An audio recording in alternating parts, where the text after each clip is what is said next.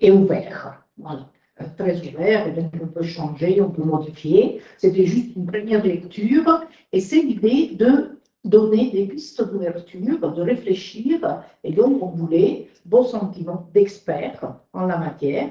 Alors, une première question, des premiers questionnements qu'on se posait concernent les représentations des territoires, c'est-à-dire l'image du territoire, cette image qui change, qui est en transformation, et du côté des décideurs, donc des territoires eux-mêmes, qui veulent transmettre une image, une nouvelle image de leur territoire aux citoyens, parce que c'est des territoires qui, des smart cities, on en parlait tout à l'heure, ou par exemple à travers le tourisme créatif, etc.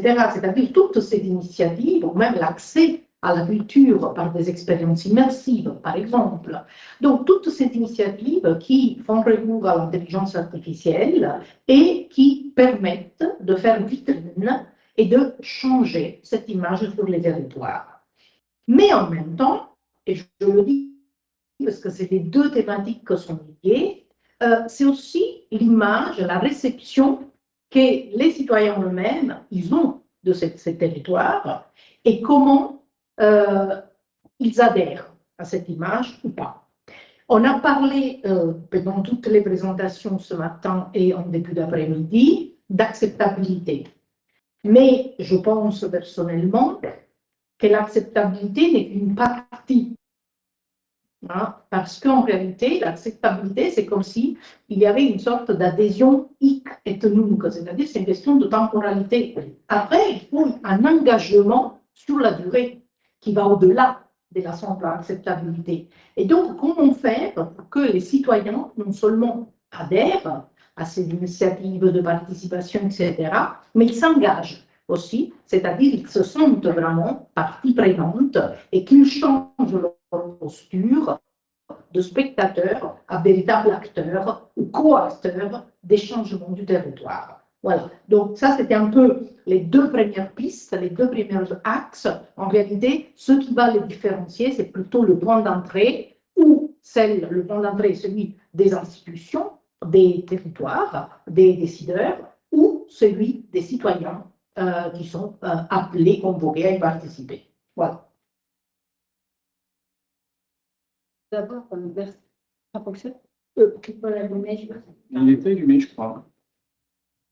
Tout d'abord, merci pour votre présentation parce qu'effectivement, en tant qu'élu de pleine commune, je suis ravie de voir que la pluridisciplinarité dans les enjeux et les opportunités universelles autour de cette notion d'intelligence artificielle est réunie.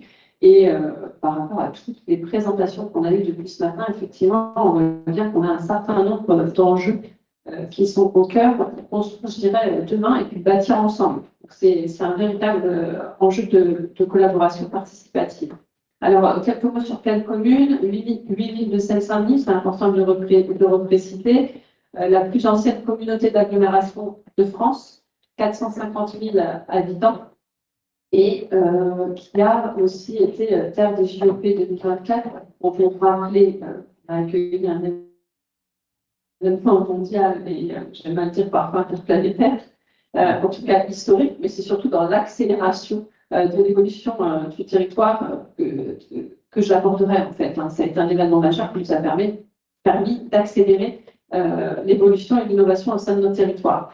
C'est un territoire qui est jeune, beaucoup de jeunes en termes de population, et qui est labellisé territoire de la culture et de la création pour faire écho à votre propos introductif. Donc, effectivement, un territoire qui a été mis en lumière pendant la période des JOP, mais il faut savoir qu'on l'a préparé quand même quelques années auparavant en termes d'innovation. Et pour rebondir, je dirais, vous avez aimé la révolution et la transformation numérique, et vous avez, en tout cas, on l'espère, adoré la révolution de l'intelligence artificielle au sein des politiques publiques, en mettant bien entendu au cœur les citoyennes et les citoyens. Comment faire qu'un territoire soit attractif? Alors, tout d'abord, effectivement, aujourd'hui, entre la sphère privée, la sphère publique, la sphère professionnelle, un citoyen ou une citoyenne utilise les outils numériques. On a eu aujourd'hui un avènement de l'IA avec deux formes d'IA. Une IA qu'on a pu évoquer depuis ce matin, une IA, je dirais, de corps scientifique, technique, technologique. On a parlé, on n'a pas encore entendu réseau neuronaux, mais presque, hein, parce qu'on est entre guillemets aujourd'hui entouré d'experts. Et puis on a cet avènement un peu plus populaire qui a été l'IA, celui de l'IA générative. Alors, je les différencie pour des raisons bien précises. Il y a cette IA générative, alors moi j'aime bien le dire un petit peu en phrase punchline, qui est cette ère de la paresse, cette ère un petit peu commun, santé commun avec les populations. On a vu à la télé, ChatGPT, OpenAI, on a vu tout le contexte géopolitique. Donc on a des usages, des utilisations qui tombent dans le fait de cette intelligence artificielle pour générer des articles, pour faire des recherches. Je pense qu'on est encore aux prémices, un sujet dont on n'entend pas trop parler. Ça va aussi révolutionner notre manière de rechercher de l'information. Et ce n'est pas uniquement de rechercher de l'information. Je parle de des stratégies de référencement. On a bien vu Google, l'usage de Google pour rechercher une information. Aujourd'hui, les gens vont sur ChatGPT et il y a vraiment un transfert des usages des modes de recherche avec tous les impacts, je dirais, économiques au-delà des sociaux, sur toute la sphère de l'e-commerce notamment. Donc ça, on n'entend pas parler suffisamment, à mon avis, mais c'est un vrai tsunami qui va arriver, en tout cas, sur les impacts économiques.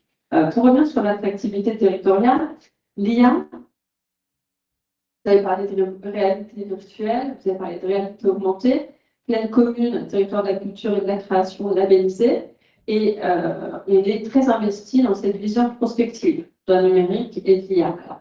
Comme je vous disais, vous avez aimé la révolution numérique. Là, on est en train de préparer, on est encore aux prémices, je dirais, de cette révolution IA, mais on va y aborder certainement les mêmes méthodes, puisque les méthodes qui fonctionnent, je suis de celles qui prônent en tout cas la collaboration, la co-construction, c'est des termes que j'ai entendus ce matin, collaboratif, participatif, pour vous donner un espace concret. On est bien dans l'université, on a 3 grands pôles universitaires sur le territoire, l'université Sorbonne Paris-Nord, l'université Paris 8, campus Condorcet qui n'est pas très loin. On associe à la fois les sciences sociales, toutes nos démarches d'élaboration de politiques publiques, et tout ça, ça s'est déjà traduit par le passé par des démarches d'open innovation, avec l'implication d'élus, d'associations, d'experts, d'associations, je l'ai dit, de citoyennes et de citoyens, pour ensemble engager en toute transparence, parce que je crois qu'on veut de l'acceptabilité et de l'attractivité au sein d'un territoire. On veut que les habitants, que les acteurs économiques et que les élus se sentent bien sur le territoire, bien ensemble sur le territoire et donnent un sens commun, en tout cas, aux stratégies numériques. Ça s'est déjà traduit par un vaste programme d'innovation avec ces différents acteurs. Et aujourd'hui, même face à l'IA, on a aussi la chance d'avoir des écosystèmes de l'industrie créative très présents sur le territoire. Je pense au studio de la Plaine Saint-Denis, à tous ces acteurs de l'audiovisuel avec qui on a mené des actions prospectives, puisqu'on reçoit chaque année le salon Screen for All, qui est l'événement européen de l'industrie créative, où on a tout ce qui est d'innovation au niveau européen qui se retrouve et qui, par un cycle de conférences, en tout cas, crée de l'intelligence collective, la condense et travaille sur comment on va pouvoir aborder ces sujets. Donc l'attractivité, elle passe aussi par là, à chérir, je me dis bien, j'utilise ce terme avec de l'émotion, mais parce qu'en fin de compte, nous sommes des femmes et des hommes, hein, derrière ces outils numériques, de chérir toutes ces femmes et ces hommes qui bâtissent ensemble, je dirais, cette innovation d'aujourd'hui et de demain. Donc, on travaille effectivement sur l'élaboration d'expériences immersives. On l'a vécu notamment pendant le Covid. Il a fallu aussi transformer certains métiers comme les métiers du tourisme. On a la cathédrale, je ne l'ai pas dit, mais on a la cathédrale pas très loin où on peut d'ailleurs visiter, qui est un lieu très emblématique de notre territoire. On a travaillé avec cet écosystème du tourisme pour voir comment on pouvait notamment transformer leur métier, mais aussi les outils qu'ils utilisaient via le numérique. Alors l'intelligence artificielle dans tout ça, elle permet aussi bien entendu de créer de nouvelles formes, de nouveaux formats. mais aussi en s'appuyant sur l'expérience et en capitalisant. C'est un terme que j'ai entendu aussi ce matin, la capitalisation. Je crois qu'on a encore du chemin aussi à faire, mais c'est important de le dire parce que capitaliser les savoirs, c'est la clé, en tout cas, mieux comprendre son passé. Et ça, je crois que les traitements massifs de données nous permettent de le faire, en tout cas, par différents traitements. Et ce qui est aussi important, l'attractivité, donc ça passe par accompagner, travailler avec les écosystèmes. Ça passe aussi, j'ai entendu parler de data center. Il faut savoir qu'on est sur le territoire qui concentre 80% des data centers français. Pourquoi? On n'en a pas parlé, mais on a utilisé un petit peu ce terme de souveraineté numérique. Vous avez utilisé le terme de cloud, etc. On a parlé aussi d'impact environnemental. Qu'est-ce qui fait qu'aussi un territoire est attractif? Un territoire aussi où le volet environnemental est pris en compte. Donc, on accueille effectivement, pour donner un exemple, Equinix, qui est un des grands acteurs, c'est un data center à 1 milliard d'euros d'investissement sur 5 ans, avec un fort volet environnemental, puisqu'on a souhaité, dès l'origine, l'âge européen numérique responsable, qui est assez vaste, dès son origine, dès sa conception, on a souhaité qu'on puisse récupérer de l'énergie et de la chaleur pour aller chauffer des bâtiments pas très loin dans les quartiers. Donc, ça veut dire qu'on a ce volet environnemental qui est très, très, très fort, avec aussi notamment tout ce qui va être la gestion prévisionnelle des compétences, pour faire que les métiers de demain soient des opportunités d'aujourd'hui et accompagner nos populations. L'IA, on en a beaucoup parlé sur les JOP, sur la partie vidéoprotection. Donc effectivement, il y a un certain nombre d'expérimentations qui ont été réalisées au niveau national. On a été terre d'accueil, donc forcément, ça a été aussi le lieu d'expérimentation. On sait bien que la sécurité urbaine aujourd'hui est une priorité pour les citoyennes et les citoyens. Comme je le dis en tant que femme, je dis moi, quand je suis une femme, j'ai envie de rentrer chez moi en sécurité, pas d'être courageuse. Donc, ça joue aussi sur ces aspects-là et on retrouve aussi la partie acceptabilité. Mais ça fait aussi partie de l'attractivité territoriale parce que quand une entreprise vient s'installer sur le territoire, elle regarde effectivement l'aspect culturel, l'aspect urbaniste, l'aspect sécuritaire. Et c'est important aussi de dire qu'il n'y a pas de mot entre guillemets tabou. Et puis, l'intelligence artificielle est tout un champ qui me semble être des plus importants. C'est comment on va pouvoir. Le numérique peut le pire comme le meilleur. Essayons d'avoir un aspect optimiste et de se dire que notre mission première, c'est le service aux citoyennes et aux citoyens. Il y a des champs comme la santé, il y a qui sont hyper importants puisqu'ils vont certainement nous apporter des solutions à la réduction des inégalités territoriales, d'accès à la santé notamment, comme on a pu le voir pendant la période de pandémie avec le développement des télémédecines, des diagnostics assistés, mais j'insiste encore une fois, avec une décision humaine. En bout de course, si je puis me permettre, on doit avoir la décision d'un expert humain qui est là pour éviter le faux positif qui est là pour réduire, je dirais, cette production potentiellement d'erreurs. L'optimisation des mobilités, bien entendu, gestion des flux. La gestion des flux, elle n'est pas que des grands flux. Au niveau des territoires, c'est important, c'est-à-dire les derniers kilomètres, en logistique urbaine notamment. C'est souvent ces flux-là qui nous coûtent beaucoup en matière environnementale et en pollution. Et puis, un levier, et ça je le dis depuis plusieurs années, sur la transition écologique et énergétique. Alors, transition énergétique, c'est des systèmes qui sont coûteux, on le sait, en termes d'énergie, en termes potentiellement d'impact. Notre devoir, en tout cas, c'est d'anticiper. Et au-delà de l'éco-conception, travailler sur la gestion des déchets. Alors, pourquoi je parle de certaines thématiques? Parce que il y a une image qui m'a marquée ce matin, c'était le millefeuille, où on voyait un petit peu tous les statuts des différentes instances. À chaque niveau du millefeuille, vous imaginez qu'il y a un certain nombre de compétences. Donc, la municipalité va avoir ses compétences, le territoire va avoir ses compétences, la région, le département, les autres. Et celles que je vous ai citées, même si on n'a pas la santé en direct, sont des compétences de l'EPT. Et puis, bien entendu, l'optimisation des infrastructures urbaines, consommation énergétique dans le bâtiment, etc., etc.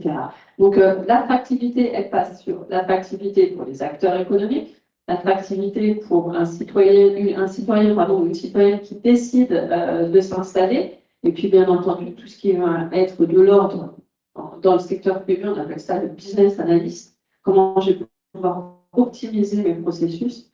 On va se baser sur le fonctionnement interne d'une administration et réfléchir comment on va pouvoir l'optimiser.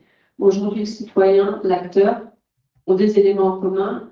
Ils ont une vie avec des usages numériques. Ils sont ouverts à la technologie certainement beaucoup plus qu'avant avec tout ce qu'on a pu vivre comme catastrophe épidémique.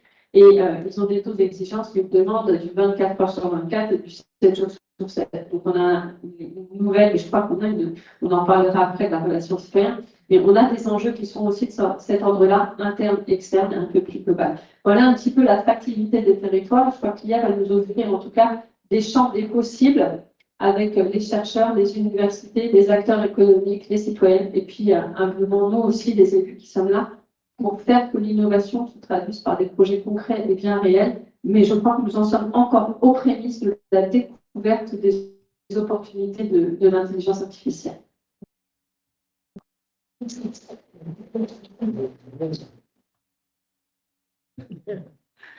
Merci. D'abord, merci pour l'invitation. J'ai suivi depuis ce matin les débats avec grand intérêt, d'autant que pour nuancer ce qui était dit dans l'introduction, je ne me sens pas que expert ici, mais même plutôt assez ignorant. Et effectivement, donc moi, je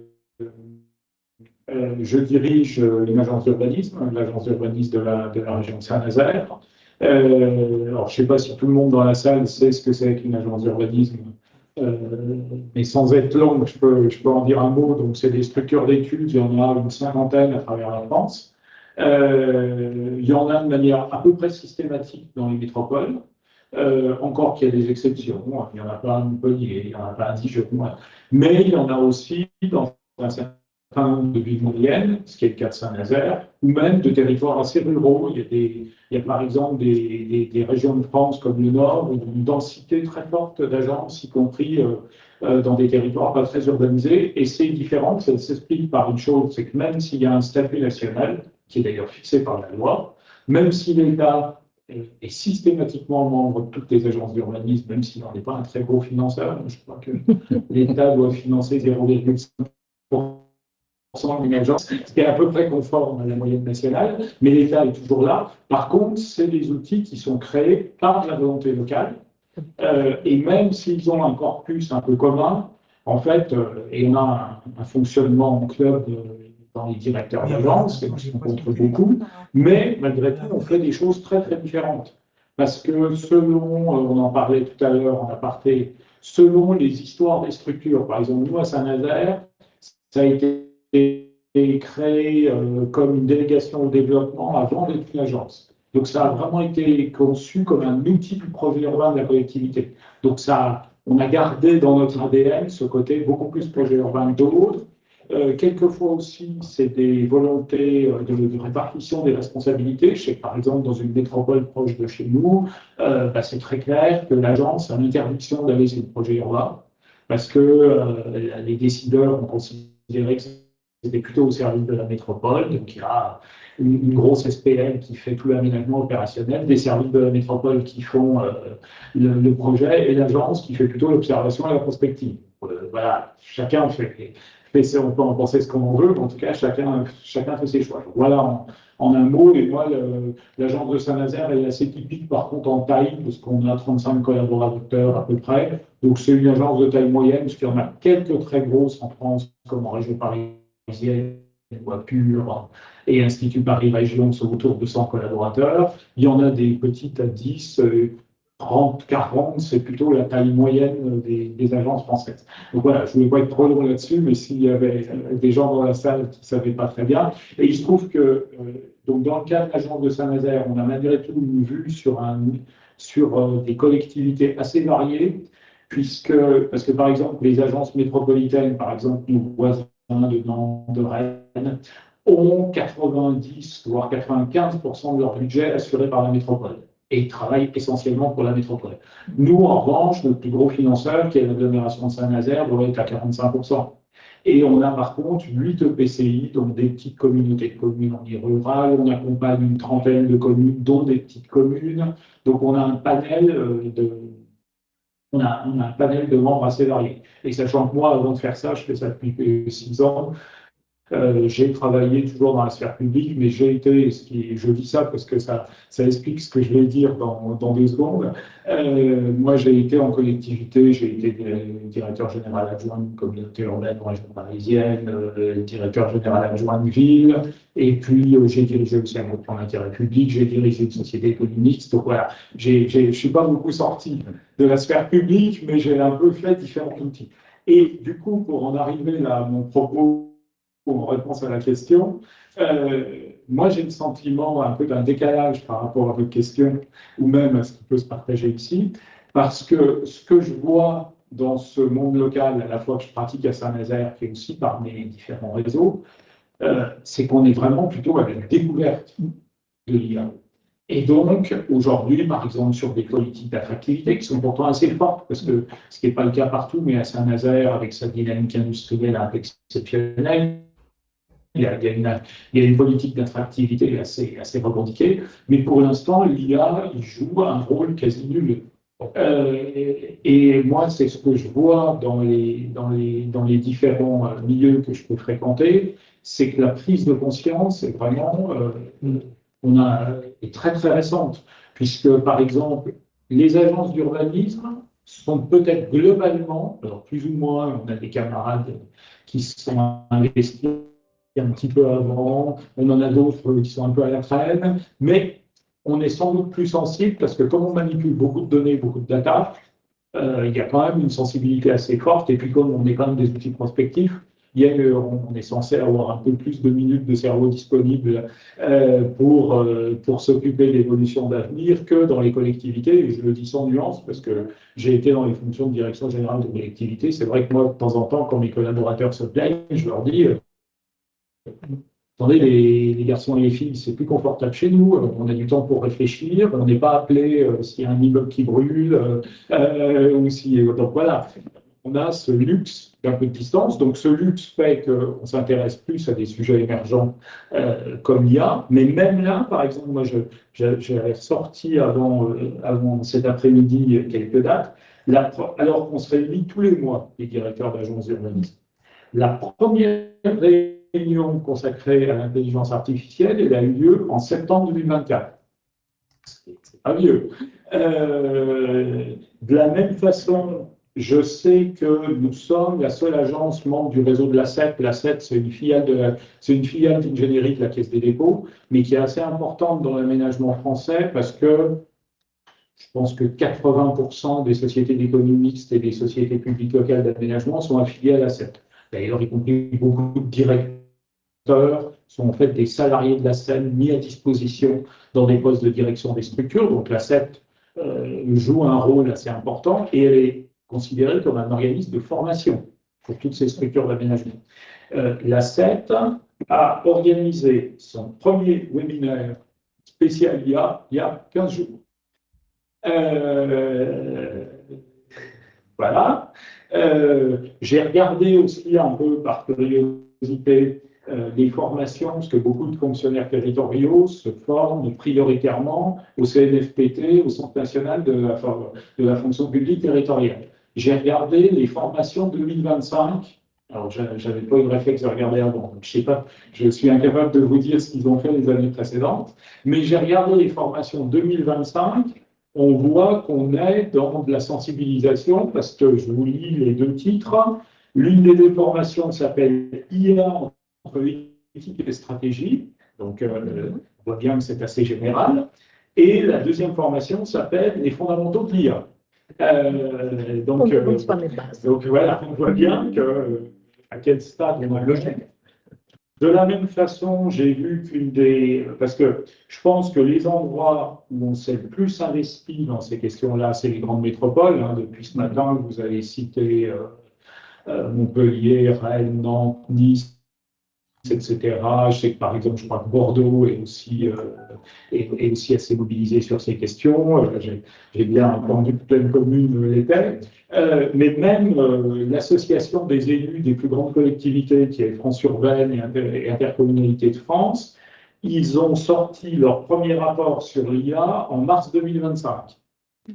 Donc voilà, tout ça pour dire que moi, il me semble que les choses sont du coup très récentes. Et moi, quand je discute, alors je dis pas, je passe pas ma vie à parler IA avec des gens, donc le panorama que je peux faire est nécessairement très partiel. Mais je vois quand on en parle un peu, par exemple, avec nos membres, je vois bien que ce qu'ils nous disent tous, alors je pense que quand on parle des directeurs généraux, par exemple, tout le monde est conscient que ça va être un sujet important.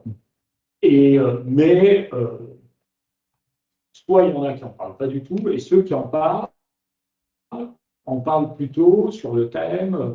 Je me suis fait une petite formation quand même pour savoir un peu ce que c'était, ou j'organise dans quelques mois une formation pour mes cadres.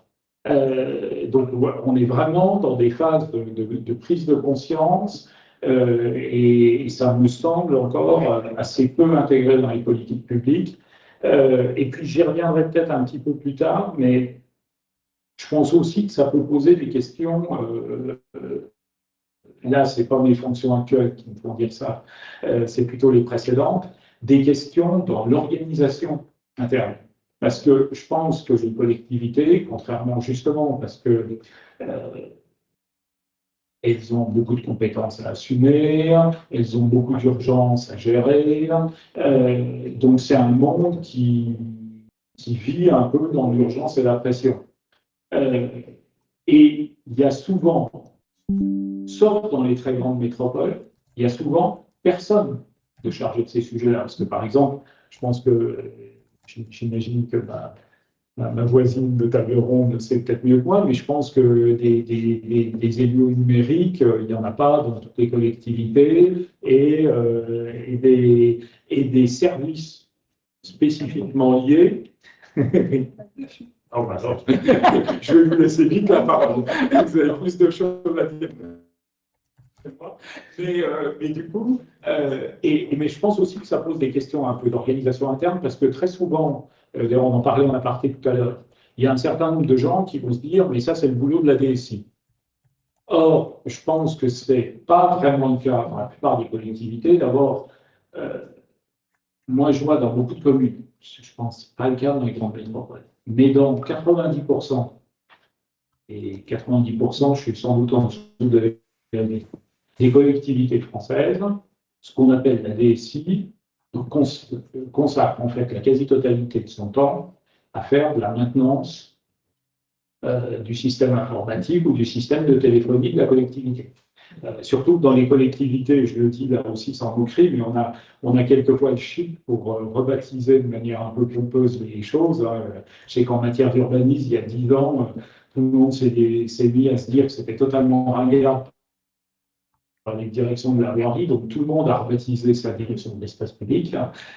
Et puis, ça partait aussi, il y a une quinzaine d'années, de travaux très importants qui avaient été faits, notamment sur Lyon, où on avait mis en place une délégation à l'espace public, puis un service spécifique d'espace public. Mais dans la plupart des collectivités, on a changé de nom, mais c'est toujours les mêmes équipes, le même directeur ou la même directrice, et c'est toujours une direction de la voirie, en fait, en quotidien. De la même façon, il y a ces 2 dernières années, on s'est mis à rebaptiser les services espaces verts, services nature en ville.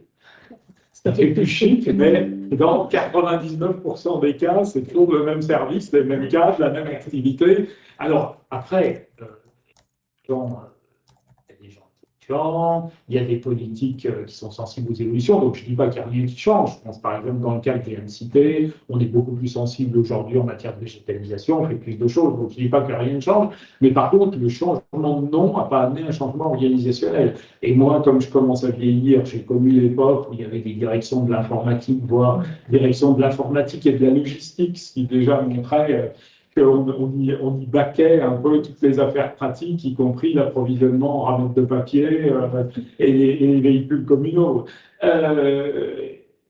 On les a rebaptisés, et je connais, moi j'ai quelques amis ont joué un rôle dans l'association nationale, je connais deux, des DSI, et qui, eux, sont très en pointe là-dessus, mais qui disent eux-mêmes, bon, dans la plupart des cas, comme ça faisait plus chic, on a rebaptisé les directions DSI, mais les collègues font de la maintenance informatique et ne font pas de la gestion de systèmes d'information. Et du coup, je pense que le sujet de l'IA, il est dans beaucoup de collectivités, parce que pour qu'un sujet il commence à se traduire dans des choses concrètes, alors, je pense que l'orientation des politiques joue un rôle important, parce que moi, je vois par exemple dans mon territoire, il n'y a rien à voir avec la taille des collectivités. Il y a des collectivités déjà un peu grosses où il ne se passe rien.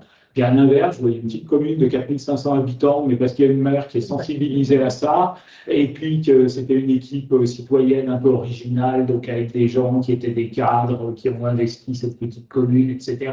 Donc ils sont très en pointe là-dessus, au-delà de la petite taille de leur commune. L'impulsion politique peut évidemment jouer un rôle déterminant, mais dans des collectivités, notamment quand elles commencent à être un peu grosses, s'il n'y a pas un service, une direction avec un rôle un peu installé dans l'organisation, ça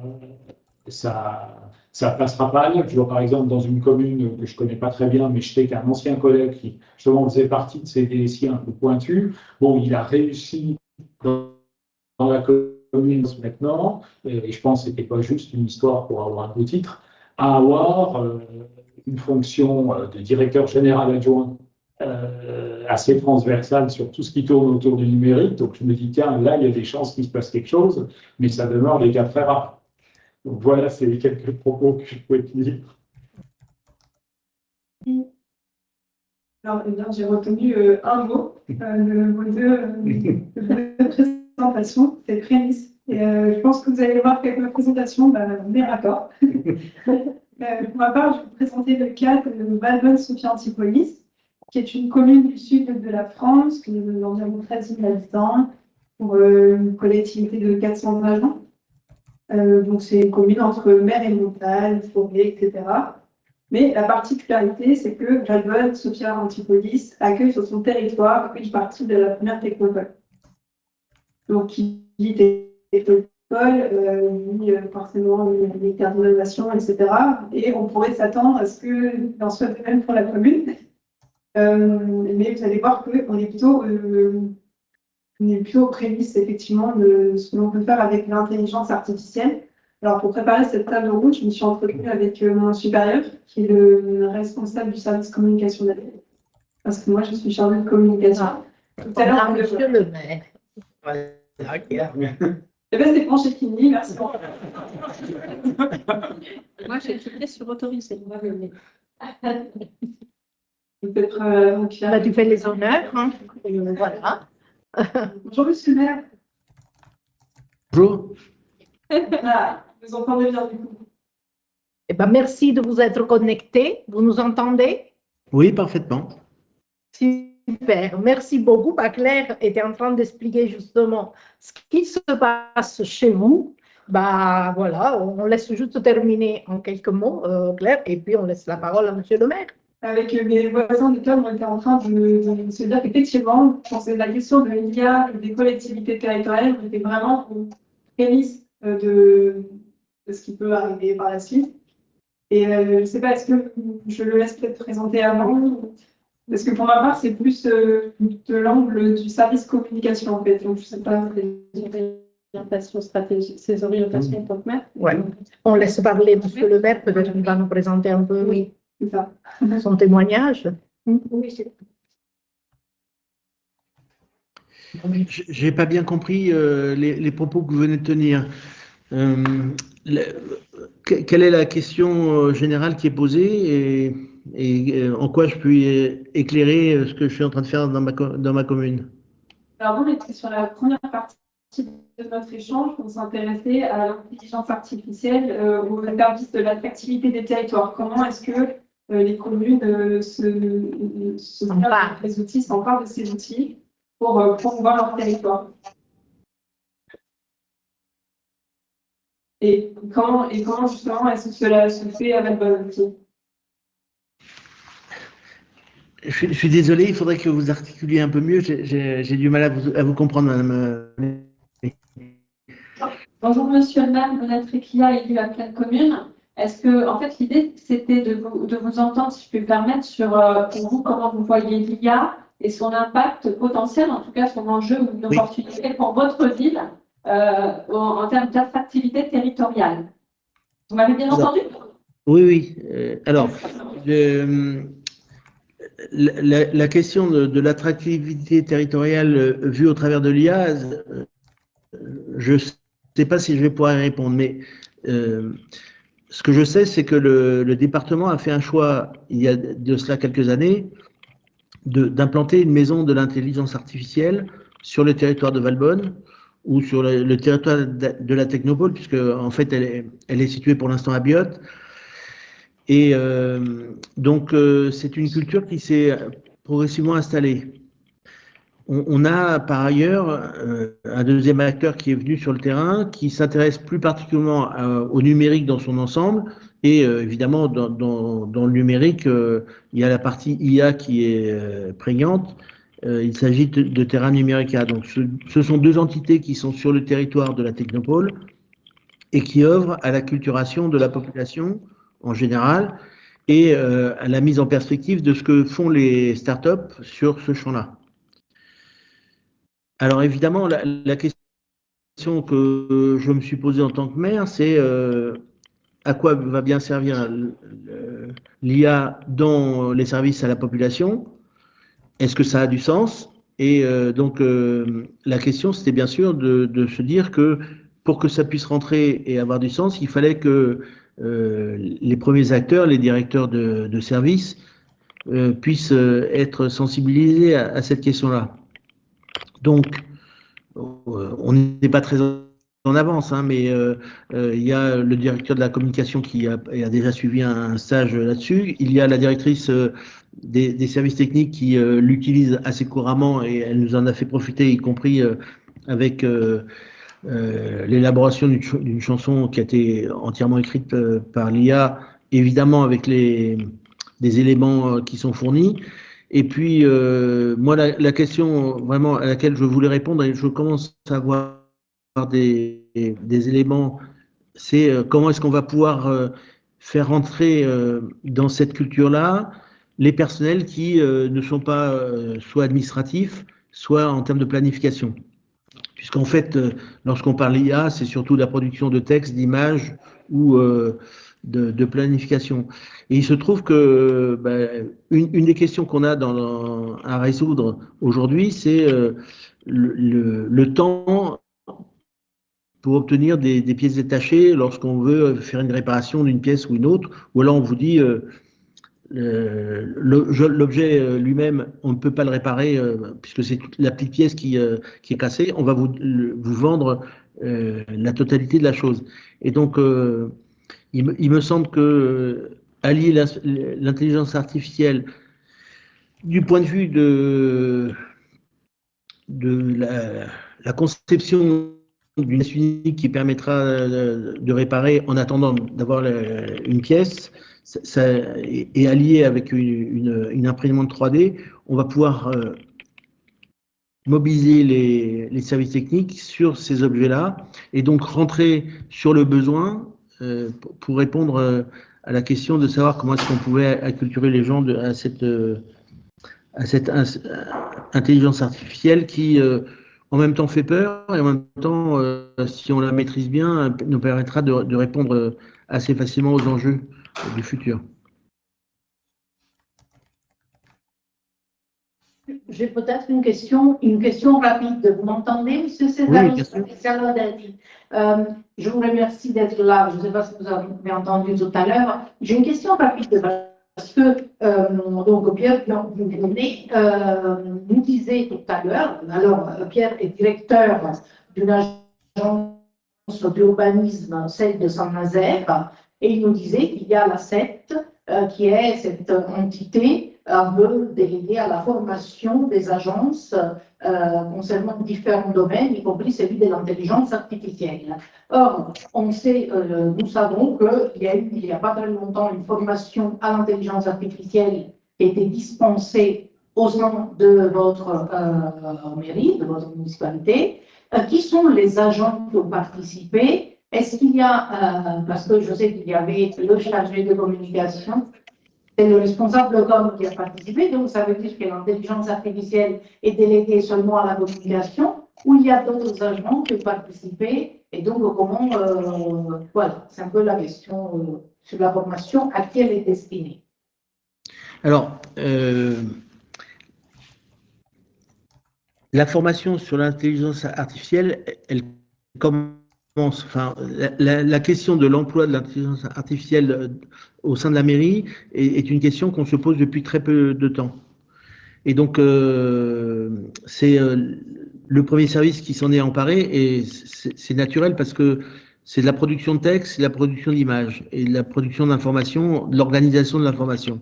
Donc, c'est évidemment le service communication, mais dans d'autres secteurs, l'utilisation de ou ChatGPT ou de choses approchantes se développe parce que c'est une aide à l'écriture, c'est une aide à la conception en termes de planning, et donc ce qui va nous manquer, c'est une formation spécifique. Alors, moi, j'ai essayé de regarder les modèles de formation, et pour l'instant, ils sont pas suffisamment tournés vers les métiers. Oui, pour compléter, c'est ce que me disait Florian, effectivement, quand il a fait sa formation qui était dispensée par Capcom, c'était plutôt orienté, donc une introduction générale, mais très orientée sur un seul outil, ChatGPT, et pas vraiment autre chose. Ouais.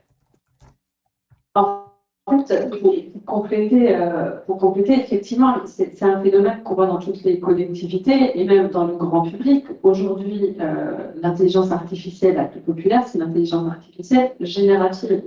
Celle qui, pour reprendre un petit peu ce que je disais en aparté, la facilité, la vraie question, et ça pose une véritable question sur la qualité, en tout cas, des textes qui vont être envoyés. C'est pris en main beaucoup par les services de communication qui y voient somme toute une facilité de production de contenu. Et c'est un petit peu la promesse qui en est faite aujourd'hui, pas uniquement pour les services de communication, pour nos collectivités, mais aussi pour les citoyens qui se disent je vais pouvoir produire du contenu, etc., avec toutes les faiblesses que ça peut avoir.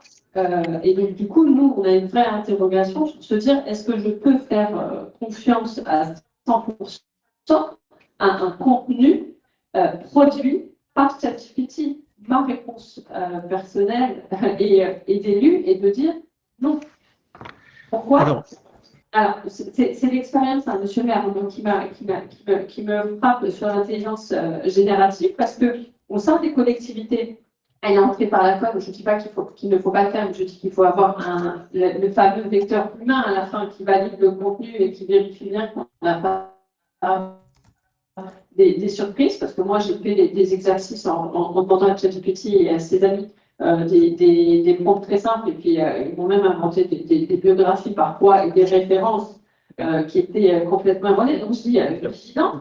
Et puis il y a une autre vigilance que je trouve aussi importante à évoquer pour les collectivités locales, territoriales, quelle que soit, je dirais, la couche du millefeuille, c'est la vigilance en termes de cybersécurité. Pourquoi? Parce que si on dévoile trop de choses au travers d'un outil, même si on est abonné ChatGPT, on est quand même, on a une obligation, on a un devoir d'innovation, mais aussi on a un devoir de protection des données de nos citoyennes et nos citoyens, qui, somme toute, ont des détenteurs quand même de tout leur patrimoine informationnel réel. Et donc, du coup, il faut qu'on soit aussi très, très vigilant, d'où la formation est essentielle à la fois sur comment utiliser un outil d'intelligence générative, puisque c'est celui-ci qui est le plus populaire, mais aussi de redoubler de vigilance pour ne pas remettre en cause la fuite de données et de protéger aussi les données de nos citoyennes et de nos citoyens. Voilà un petit peu le regard que j'ai, en tout cas, sur le volet typiquement IA générative, que je différencie volontairement de l'IA avec les réseaux de neurones, des langages, machine learning, etc., etc. Je vous sens vouloir réagir sur ces débats. Alors, je suis entièrement d'accord avec vous et je crois que enfin, l'idée, c'est évidemment de construire des intelligences artificielles. Dans ChatGPT, on a naturellement le prompt pour poser des questions et faire de l'intelligence artificielle générative. Mais on a aussi déjà des gens qui ont construit des petits mondes. Et d'ailleurs, pour les collectivités, hein, lorsqu'on demande pour ChatGPT s'il y a des petits mondes pour les collectivités territoriales, il en existe déjà. C'est-à-dire que, en réalité, il faut qu'on soit en capacité de nourrir suffisamment bien sur des questions précises la machine, de telle sorte à ce que lorsqu'on a une interrogation sur de la législation, sur la manière dont on peut apporter une réponse, et on obtient des réponses assez rapides et structurées parce qu'on la nourrit suffisamment bien. Donc, je crois que la question de la fiabilité, enfin de la RGPD, en fait, on dira, hein, c'est évidemment apprendre à avoir les bons réglages pour que l'information qu'on donne à la machine, ce ne soit pas une information publique.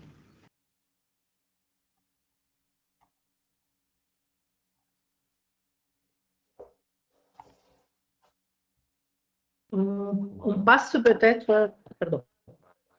On passe peut-être à la deuxième question, le deuxième axe, sauf Claire, peut-être tu voulais ajouter quelque chose, parce qu'on t'a coupé un peu la parole tout à l'heure, désolé. C'est déjà d'ailleurs me soulever. Sincèrement, Qu'est-ce que tu as tu dis tout à l'heure, tu as dit représentant par contre numérique à la ville de Valbonne. Effectivement, on a évoqué, monsieur le maire, le fait qu'il y a deux élus en charge du numérique, notamment pour suivre le projet de réactualisation du site internet et aussi le pôle d'excellence numérique. Je ne sais pas si vous souhaitez en parler, vous parlez aussi du label du numérique. C'est éloigné de la question de l'intelligence artificielle. Les papiers à l'axe 2 à l'axe 2. OK. Alors là, donc, le premier était plutôt le changement de représentation du territoire voulu par les décideurs, par les acteurs du territoire eux-mêmes. L'axe 2 est toujours sur les représentations, mais cette fois du côté des récepteurs, du côté des usagers, des citoyens.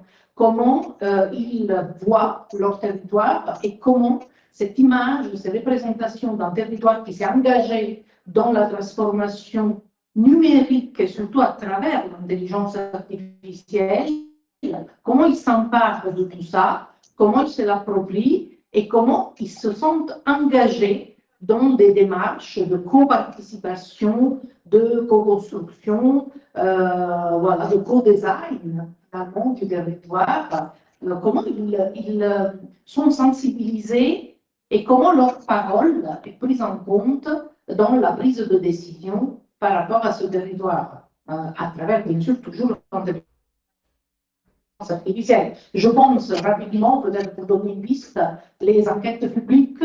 Jusqu'à maintenant, on fait des enquêtes publiques, on propose des scénarios aux habitants qui ne comprennent pas forcément de quoi on parle, parce que ce n'est pas des experts, et peut-être, grâce à l'intelligence artificielle, le fait de pouvoir modéliser en direct des scénarios et leur transformation permettrait d'avoir une meilleure lisibilité, une accessibilité, même pour les non-experts, et mieux comprendre les transformations du territoire. Là, ce sont des questions prospectives. Enfin, dans la relation avec la population, on n'en est pas là. On en est là lorsqu'on discute avec toutes les entreprises de la tech qui sont sur le territoire. Et donc, la question de l'avancée technologique en termes d'intelligence artificielle, elle est prégnante. Les acteurs de la technopole, ils sont en demande de sentir quels sont les besoins de la population. Donc, il y a de l'échange. La population elle-même, on a une fracture assez importante et Et on a une association qui est hébergée par la mairie qui s'appelle SLV, qui porte le France Service. Et donc, on a le fait de raccrocher la population qui est un peu déjà distendue sur le numérique au travers de cette association qui permet justement de mettre les outils à leur disposition avec un accompagnement. La deuxième question, que vous posez, c'est comment la population ressent les choses. Alors, à la mairie, on ne peut pas le mesurer, mais par contre, les deux entités que je vous ai citées en début de mes propos, c'est-à-dire la Maison de l'intelligence artificielle d'une part et Terra Numérica d'autre part, et Terra Numérica, c'est, je pense, le vecteur qui nous remonte le mieux les informations parce qu'ils sont en contact avec toute la population scolaire. On a toutes nos écoles primaires qui sont allées à Terra Numérica travailler sur le numérique en général et sur l'intelligence artificielle en particulier, puisqu'ils ont mis au point un certain nombre d'animations qui permettent d'appréhender les concepts qui sont sous-jacents à l'intelligence artificielle. Et on a en fait aussi une ouverture au grand public. Là, on est dans la semaine du numérique et donc on a beaucoup d'activités envers la population. C'est quelque chose de très ouvert. Encore aujourd'hui, il y a des animations qui se font sur le territoire urbain, c'est-à-dire dans la rue quasiment. Enfin, ils sont sous le chapiteau d'une place. Et c'est bien le contact avec la population. Et ils amènent une bonne idée de ce que peut être l'utilisation de l'intelligence artificielle dans la vie de tous les jours. Alors, pour ma part, pour compléter un petit peu notre expérience, c'est vrai qu'on a eu encore une fois ces deux IA. C'est bien un message pour comprendre ces deux différentes IA parce que c'est pas les mêmes usages.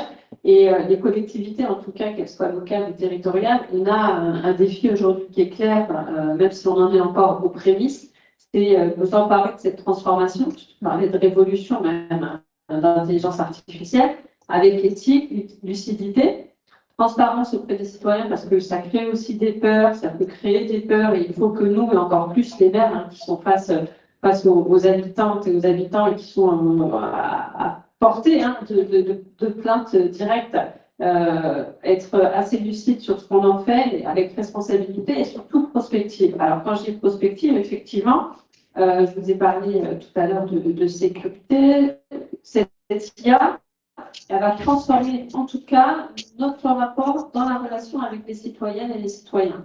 On voit bien aujourd'hui, moi j'aime à dire dans les interventions que j'ai faites récemment, que 2026, ça va être l'année des chatbots. On ne va jamais avoir autant de chatbots sur les sites institutionnels. Pourquoi ? Parce que c'est le premier point d'entrée qui rappelle un petit peu l'interface homme-machine qu'on peut trouver avec ChatGPT et qui va être la promesse de pouvoir répondre 24 heures sur 24, 7 jours sur 7, à un citoyen ou une citoyenne qui se posera une question lambda sur un service lambda.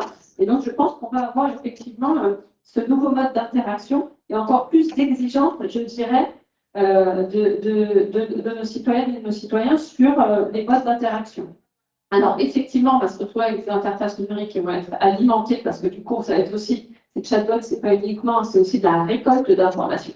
Donc, ça va venir alimenter tout un tas de bases de données et ça va être à nous, et là, je ne dis pas en 2026, mais en tout cas, on pourra, à mon avis, à horizon 3 ans, pouvoir exploiter l'ensemble des données qui auront été récoltées pour pouvoir améliorer cette expérience citoyenne et citoyen. Et quasiment, on peut parler de service aux citoyens et d'offre de service à nos citoyens.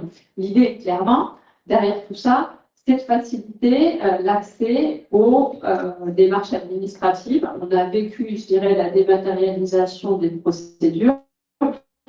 Et on va vivre une période d'optimisation, en tout cas, d'analyse de données. Il y a un data analyst qui est intervenu tout à l'heure, qui vont nous permettre de ressortir des indicateurs et puis des axes d'amélioration, en tout cas, d'anticipation des besoins de nos citoyennes et de nos citoyens. Alors, bien entendu, comme je le disais encore tout à l'heure, pour que cette transformation, elle ne remplace pas la relation humaine qu'on a, l'écoute humaine qu'on a auprès de nos habitantes et de nos habitants, que ce soit des citoyens, des associations, des acteurs économiques ou aussi bien d'autres acteurs. Il va falloir que nous trouvions des moyens de les impliquer avec des dispositifs, en tout cas participatifs et collaboratifs, ne serait-ce que pour traiter, on le voit déjà sur les interrogations qu'on peut avoir, ce que j'appelle moi la conduite du changement, anticiper les freins, les emmener à être acteurs de leur destin et de leur destin numérique et du dessin de SEIL numérique qu'on veut porter avec nos politiques publiques. C'est bien d'imaginer, pourquoi pas à terme on a toutes et tous dans nos collectivités des budgets participatifs, pourquoi pas allouer une partie de ce budget sur des projets communs à co-construire avec nos habitantes et nos habitants. Moi, je voulais citer effectivement, on a un sujet de conduite du changement qui est énorme, qui est un véritable chantier. L'adoption en fait de ces outils d'intelligence artificielle nécessite une amélioration progressive des usagers, des agents. Il faut vraiment les mettre au cœur des dispositifs. Moi, je l'ai vécu à pleine commune. Quand vous mettez au cœur les agents, la formation des agents qui a été d'ailleurs évoquée, vous vous assurez en tout cas que c'est un véritable facteur clé de succès. Et puis le citoyen, c'est pour correspondre à des besoins concrets et pragmatiques qui sont exemples concrets. J'aime à illustrer toujours. On a créé une des premières applications il y a plus de 15 ans qui s'appelait Allo Aglo. L'idée, c'était de faire remonter des demandes des habitants via une application qui va pousser aussi des actualités sur les fameuses compétences que j'évoquais tout à l'heure. Exemple classique, j'ai vu qu'il y avait un dépôt sauvage. J'alimente dans cette application géolocalisée. À tel endroit, il y a un dépôt sauvage et ça va au service, et puis les services agissent, etc. On a refondu cette application parce qu'il y a un sujet qui m'importe beaucoup, c'est l'open source. On a refondu cet applicatif en open source. Ça s'appelle maintenant bien entendu, parce que c'est toujours dans l'idée d'omnicanalité. On doit pouvoir contacter son institution, sa collectivité, par téléphone, par mail, par courrier, et par application Outitech. Et l'idée, c'est que depuis 3 ans, on a récolté un certain nombre d'informations, de données. Je prends les déchets sauvages, parce que c'est ce qui coûte le plus aux collectivités aujourd'hui.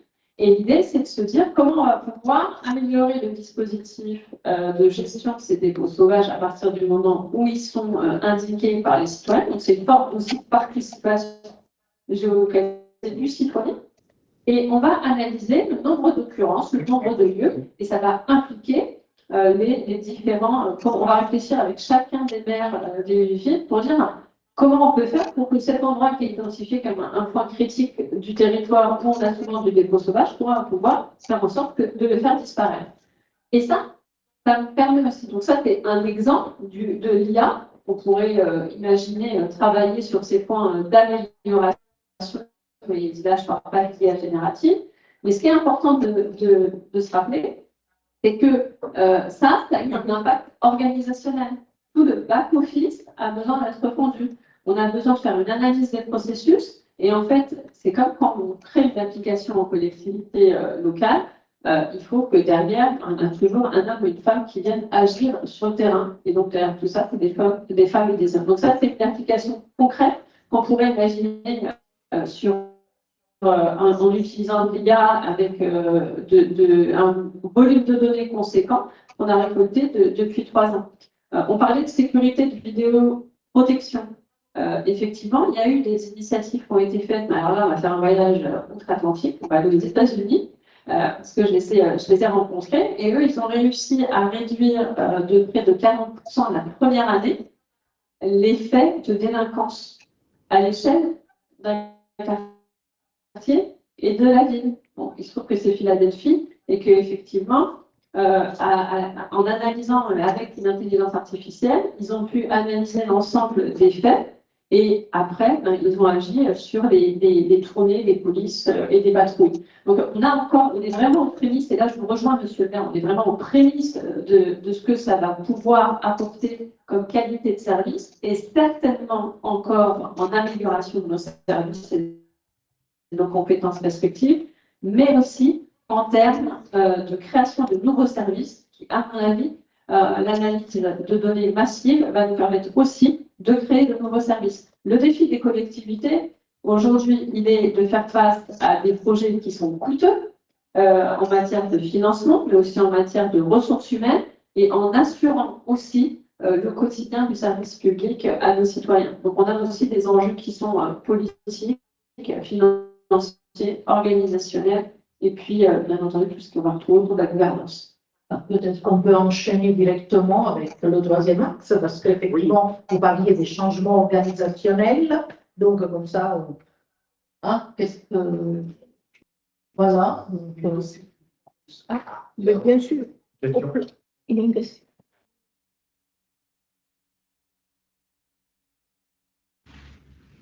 Pardon. Les chefs qui les gens, qui je sais pas.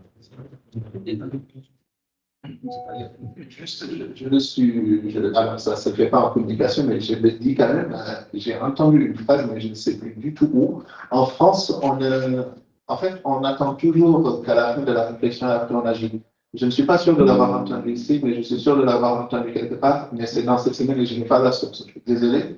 Mais en fait, on ne doit pas réfléchir, c'est mon avis, hein, je suis doctorant, mais on ne doit pas attendre la fin de la réflexion pour dire, en fait, est-ce qu'on prend le bateau parce que c'est déjà fait, en fait, on y va. Étant donné qu'on est au tout début, je pense que c'est intéressant, en fait, et dans le sens peut-être d'une journée comme ça, de dire, OK, quelles sont les réflexions à mener et à anticiper, peut-être. Alors, on est dans les prémices, mais ça ne veut pas dire qu'on est immobilier. On ne fait pas face à l'immobilisme, en fait. Ça, c'est clair, et pour travailler avec les différents contrats de filière, industrie, sécurité, défense, numérique des confiances, etc. On n'est pas dans l'immobilisme, mais je cite souvent un journaliste que j'ai croisé à Shenzhen, CBS, qui m'a dit, mais en fait, c'est un journaliste américain, et il disait, en fait, aux États-Unis, certains disent que vous êtes en retard, mais en fait, non, pas du tout. Vous imaginez les impacts, vous réfléchissez aux impacts et vous êtes en méthode d'amélioration progressive avec tout un tas de méthodes agiles de gestion de projet. Donc, ça veut dire que les projets sont entamés et quand ils sont communiqués, c'est qu'ils sont éprouvés. Donc, il n'y a pas une phase d'immobilisme, loin de là. Et je crois que ce qui fait la différence, et ça, je reprends on a travaillé sur une charte d'éthique avec le contrat de filière industrie de la sécurité et défense, pour ne pas citer Marc Darmon, avec qui je partage beaucoup de points d'Alès sur l'éthique. Et je crois que ce qui fait la French Touch, et l'European Touch, c'est notre capacité à tenir à nos valeurs d'éthique, notamment sur la gouvernance, les modèles économiques et les nouveaux modèles économiques, autour de la gestion des données et autour de toutes les questions, en tout cas qu'on ose se poser. J'en ai posé une ce matin sur les biais. On a posé plus sur les biais de genre, etc. Mais il y a bien d'autres biais qui sont notre manière à nous de bâtir un numérique de confiance, mais un numérique de confiance différenciant sur les marchés et puis sur les chercheurs aussi sur lesquels on s'appuie. Donc, on n'est vraiment pas dans l'immobilisme et c'est pour ça que je crois que quand je dis que la France est une terre d'innovation, c'est que d'abord elle s'appuie sur un maillage territorial qui est très très fin, on ne retrouve pas dans notre organisation, et avec une volonté en tout cas de toujours mettre au cœur le service public.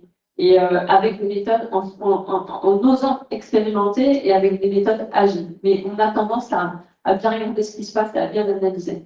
Et d'ailleurs, bravo aux services et aux agents, parce qu'ils font un travail remarquable sur ces sujets-là.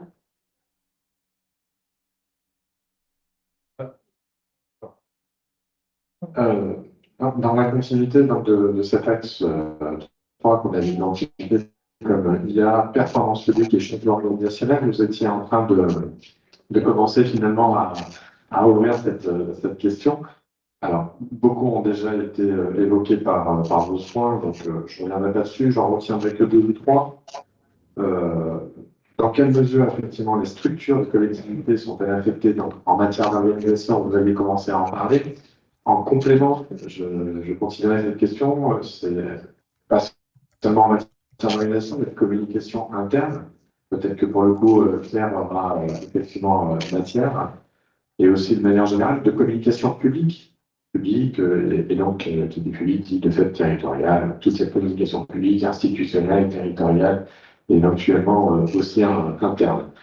Après, voilà, je reviendrai un tout petit peu en arrière sur à quel point les activités des agences sont effectivement bousculées, ou enfin d'évoluer par cette généralisation de l'IA, et éventuellement comment est-ce qu'on pouvait anticiper les mutations au poste de travail, s'il en est.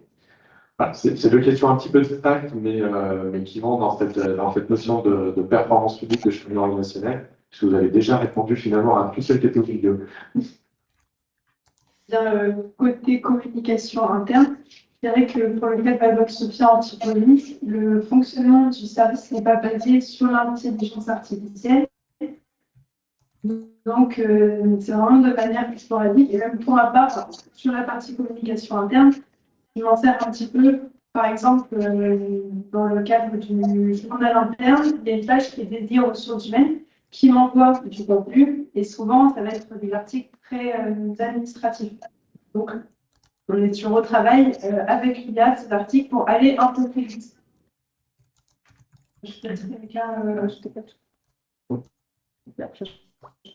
Sinon, je peux juste illustrer un peu nous ce qu'on fait dans une structure comme une agence d'urbanisme depuis quelques temps, parce qu'effectivement, nous on s'est dit qu'il fallait qu'on anticipe cette question parce que c'était susceptible de bouger un peu de métier.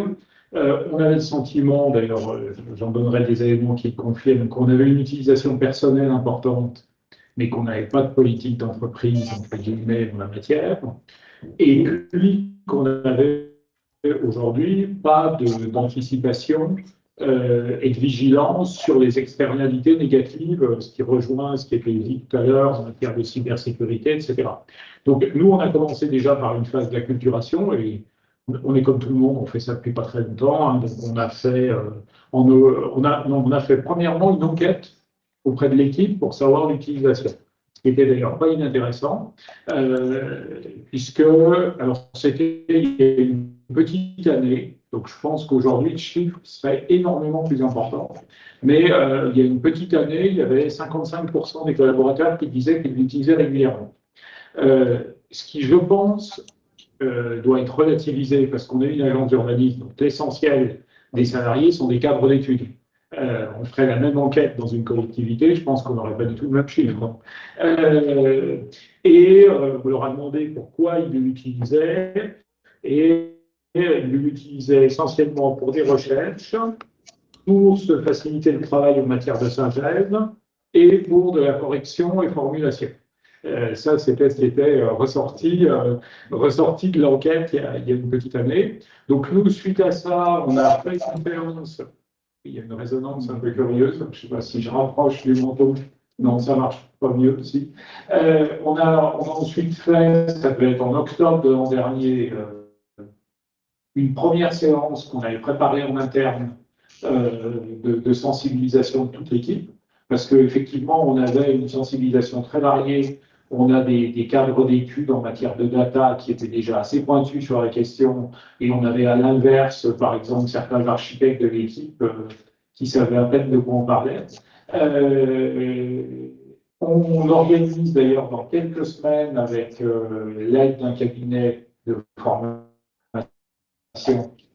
on organise une journée de séminaire de toute l'équipe sur la question. On a nommé un binôme de référents IA au sein de l'agence et on s'est donné pour objectif d'avoir un peu une feuille de route définie à la rentrée. Donc voilà, on a aussi beaucoup cherché à alerter sur les externalités négatives, parce que alors, nous, on a plutôt dans nos collaborateurs et dans nos valeurs une équipe qui est très sensible aux enjeux écologiques, Je sais pas, moi, je dois avoir une équipe où plus de la moitié des collaborateurs viennent en vélo, soit totalement en vélo, soit en mixte.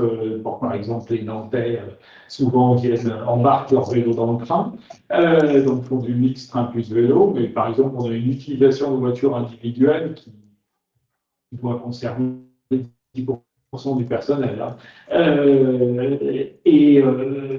On a aussi, sans même que la direction s'en soit mêlée, des initiatives de l'équipe en matière de recyclage, en matière de récupération d'objets, de bourses, des choses diverses et variées. Par contre, sur l'utilisation de l'IA, ceux qui commençaient à l'utiliser, s'est aperçu que la perception quand même de l'impact écologique de la chose, les mêmes qui donnent des leçons sur un certain nombre de choses, que cette conscience était assez faible. Donc ça, je vois bien, alors depuis, ça a bien mûri dans l'équipe, il commence à y avoir des réflexes. Et puis aussi, comme nous, on manipule de la donnée, et qu'y compris, il y a une partie des données qu'on manipule qui nécessite beaucoup de travail. De préparation, soit qu'on fait tout seul, soit qu'on pratique de manière collective. Par exemple, on a mis en place avec nos voisins des agences bretonnes un entrepôt de données qui s'appelle DataGence collectif. Donc, on a y compris, on a un data manager mutualisé à plein temps, etc. Et donc, on a aussi alerté là-dessus sur dire, OK, vous pouvez utiliser l'intelligence artificielle, mais quand vous utilisez pour vous aider dans des choses diverses et variées des données produites, ben, ça veut dire que ces données elles deviennent publiques de fait. Hein. Donc, on a pas mal commencé à alerter sur ces points-là. Après, je pense, mais là, c'est moins dans ma pratique professionnelle qu'en observation, qu'effectivement, il y a dans les collectivités, il y a des enjeux d'organisation qui, je pense, moi je ne suis pas du tout spécialiste de la question, mais je pense sont sous-estimés aujourd'hui, parce que je pense qu'il y a quand même beaucoup de fonctions administratives qui peuvent un peu lutter. Je pense, alors après, l'IA, c'est un outil, donc on peut en faire le pire et le meilleur, et puis on peut en faire des choses différentes selon les orientations qu'on donne. Hein. On voyait bien ce matin que entre Nice et Lyon, on n'utilise pas l'IA pour la même chose, et ça correspond aussi à des orientations politiques des collectivités. Je pense qu'il y a des champs d'amélioration énormes. Moi, je ne le fais pas aujourd'hui, mais précédemment, dans des fonctions de directeur général adjoint, j'avais essayé, et ce n'était pas à la demande du maire d'une commune qui m'avait demandé de m'en occuper, et j'avoue que je n'ai pas fait de miracle, sur par exemple la capacité des collectivités à répondre aux questions des citoyens. Généralement, les collectivités, même quand il y a a priori de l'orientation et de la bonne volonté, dans la majeure partie des cas, sont très très mauvaises. Parce que par définition, les services s'en occupent quand ils ont le temps et quand ils ont fait le reste, c'est-à-dire souvent jamais. Et donc, très souvent, on a des citoyens qui sont très exaspérés de ne pas avoir de réponse à des questions basiques, etc., etc. Donc, je pense que là, il y a quand même, si on sait bien l'utiliser, il y a quand même des marges d'amélioration, ou comme vous disiez à l'instant, sur des questions, par exemple, de déchets sauvages, de choses comme ça, là, je pense qu'il y a dans les enjeux de quotidienneté des utilisations qui peuvent être faites, mais effectivement, et ce qui est directement en lien avec la question que vous posez là, ça veut dire que faut que ça soit un enjeu organisationnel majeur de la collectivité, que les directeurs généraux des services, parce qu'on est quand même dans des organisations pyramidales, que les directeurs généraux des services considèrent que c'est pas un truc dont ils s'occuperont un jour, mais que c'est un enjeu important pour leur organisation. Donc ça, je pense qu'il y a, on voit un peu ce qui peut se passer, mais il y a du chemin à parcourir. Pour compléter, je pense qu'effectivement, on va avoir clairement un changement. Ah, monsieur le maire, vous vouliez parler? Non, je vous écoute. Je pense qu'on va avoir une transformation des métiers de la fonction publique territoriale. Ça n'arrivera pas hier et ça n'arrivera pas demain matin, mais en tout cas, il va falloir que nous, on puisse anticiper. On va avoir certaines phases d'automatisation des tâches. Hein. Schindler parlait de seconde révolution industrielle.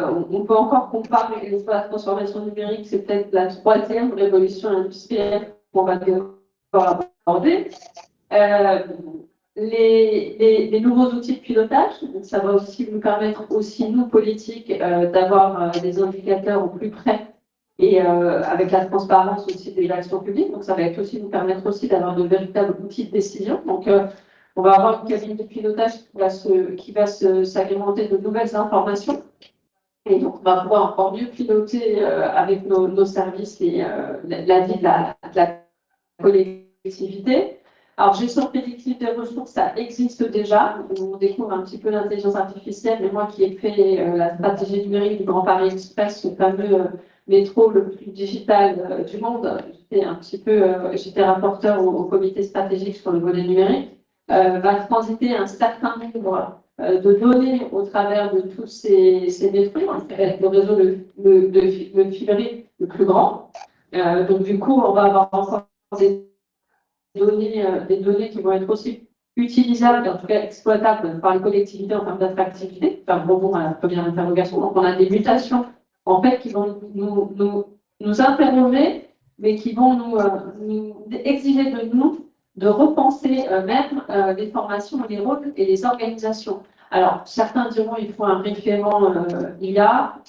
Moi, je ne dis pas non. Aujourd'hui, il y a beaucoup de collectivités qui n'en ont pas, même de référent numérique. Il faut savoir que quand même, vous l'avez dit justement ce matin, en France, sur les près de plus de 38 000 collectivités, on a quand même plus de 90% qui ont moins de 10 000 habitants.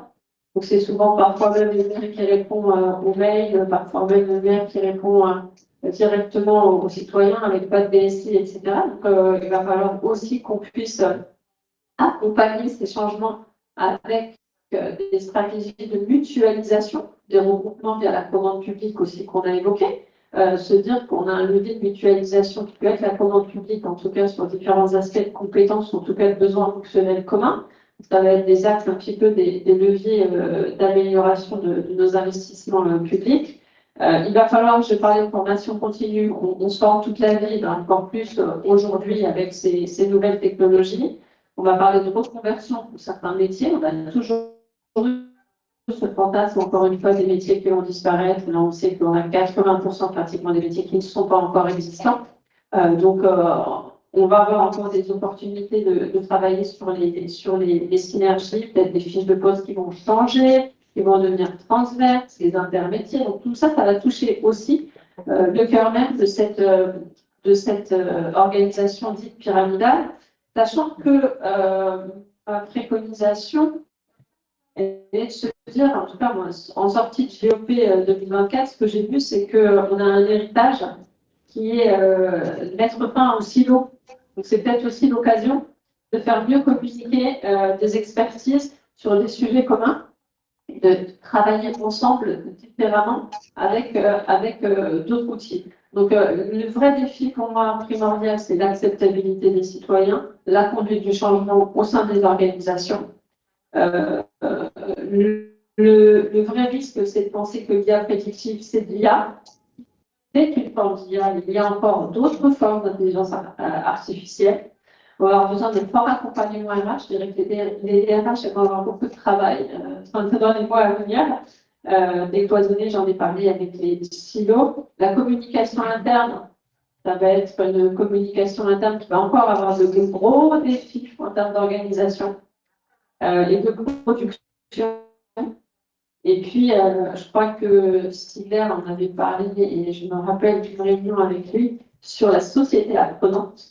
Et je crois qu'on est en plein dans cette ère de société apprenante et de co-apprentissage, de co-production. Et ça va être, je dirais, la clé de cette transition.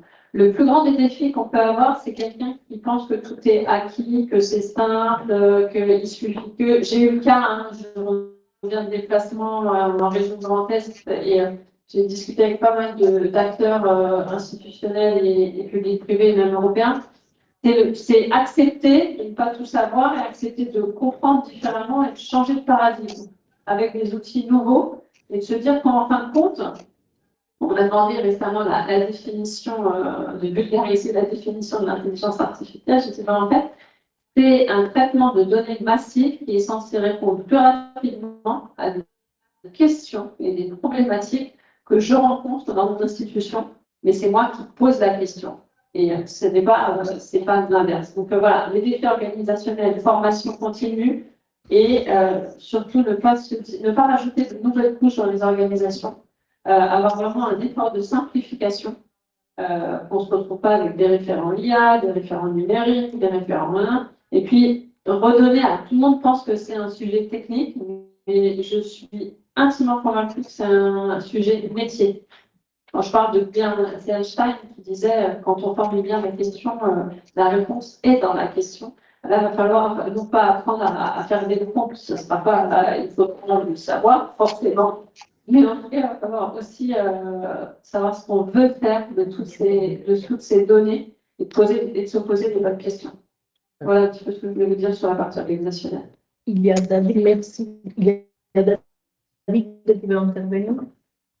Oui, je souscris tout à fait à ce qui est dit, la révolution des métiers, mais alors on va avoir un petit problème au niveau territorial, puisque CNFPT est à la manœuvre, et je ne suis pas certain qu'il soit structuré et qu'il soit organisé, que ce soit le CNFPT ou même l'INET, on va dire en autre démarche dans cette révolution-là.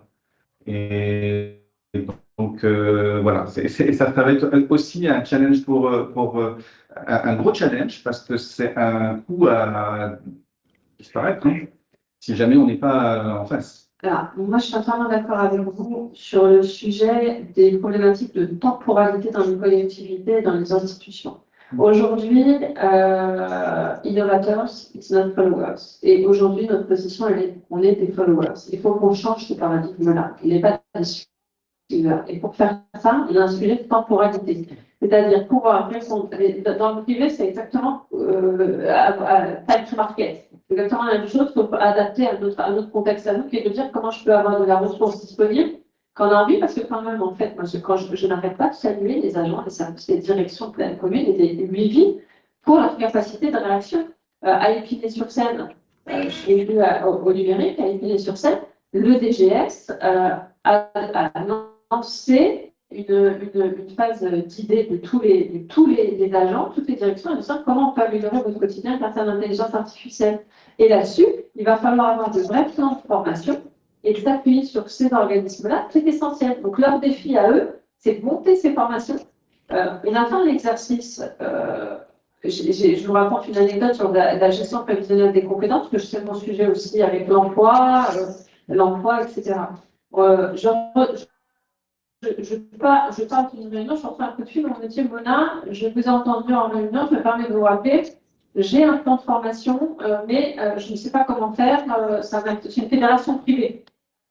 Je dis envoyez-moi les éléments, j'écoute, mais avec des éléments probants. Potentialité de 20 000 créations d'emplois au niveau national pour les collectivités sur l'assistance cyber. Sur une formation qui est accessible même pas niveau bac, parce que j'ai demandé aussi aux équipes de faire de la disruption dans le recrutement et de dire on regarde les potentiels. On a fait un métier qui n'existait pas, l'assistance cyber. On a fait une première promotion il y a quelques années avec le général Bourget, qui est le directeur actuel de la stratégie d'innovation de la gendarmerie nationale, qui en était le parrain. Et on l'a fait plus de 90% de femmes.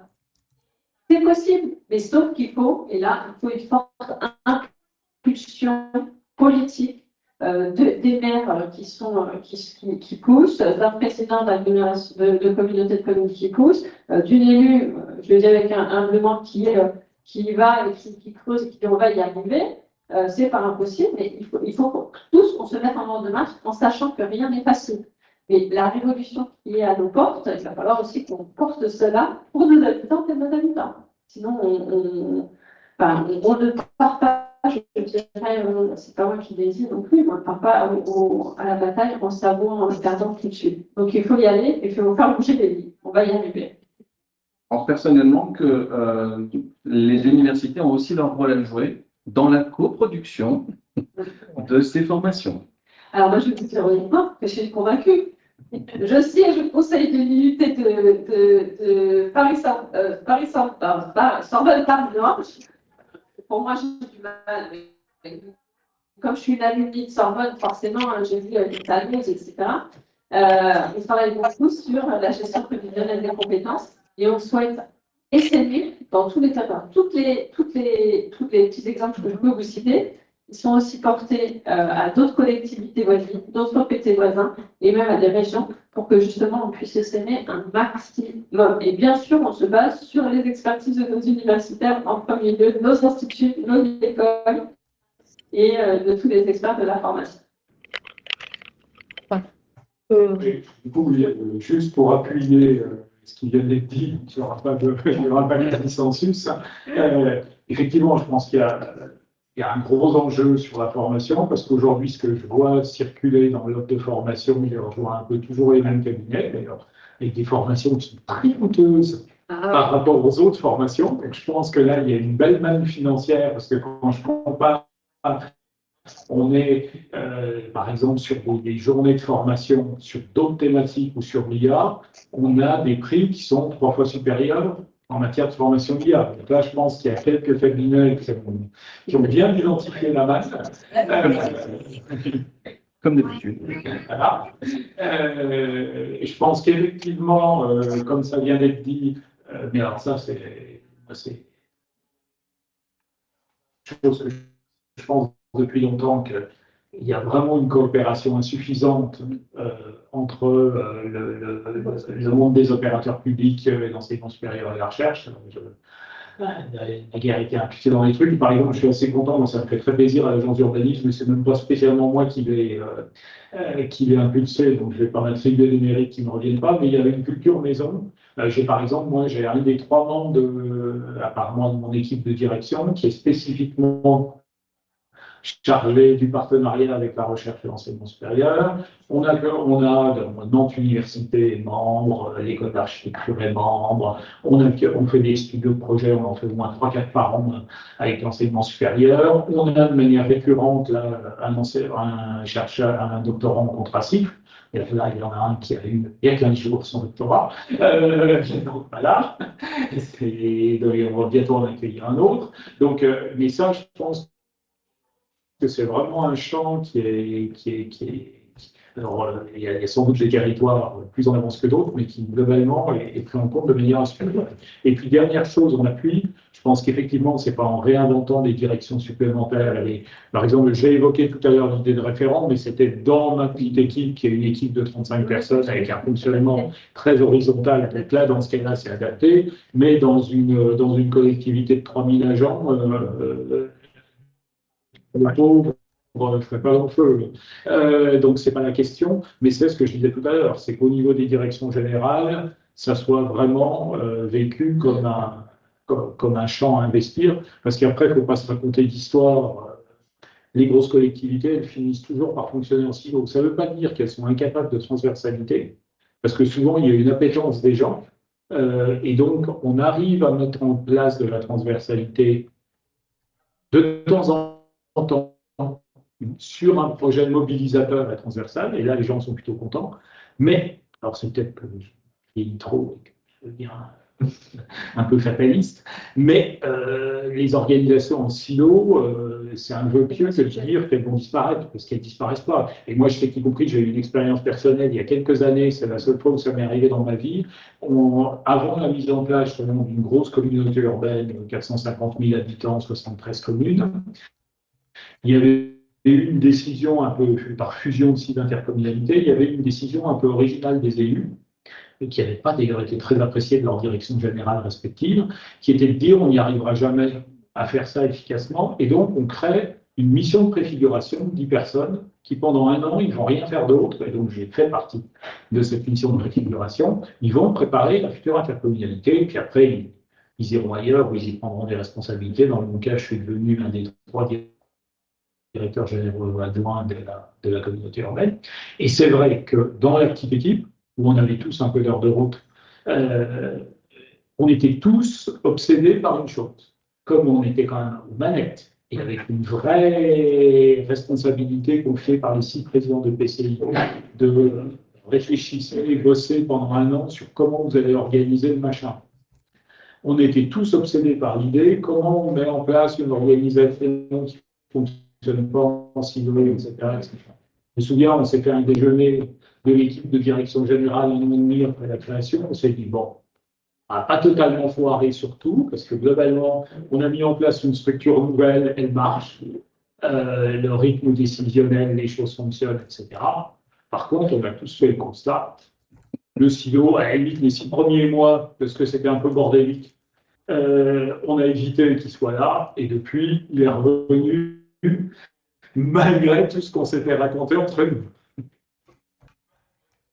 C'est peut-être exactement.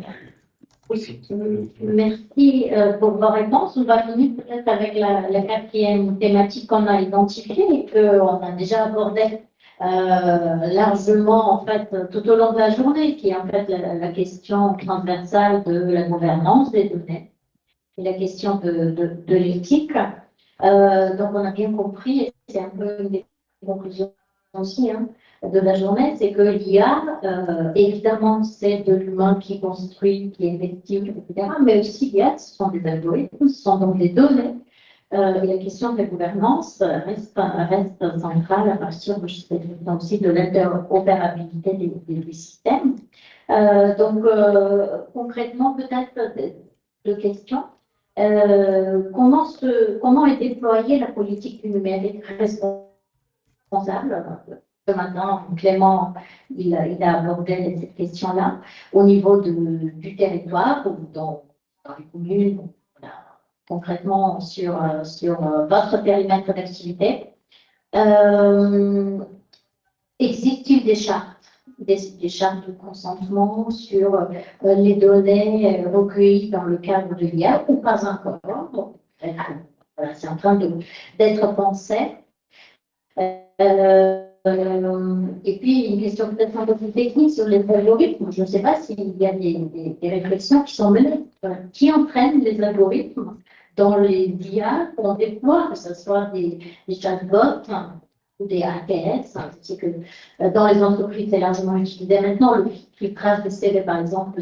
Concrètement, je ne sais pas si vous avez des pistes de réflexion sur cette question centrale qu'on a abordée depuis ce matin.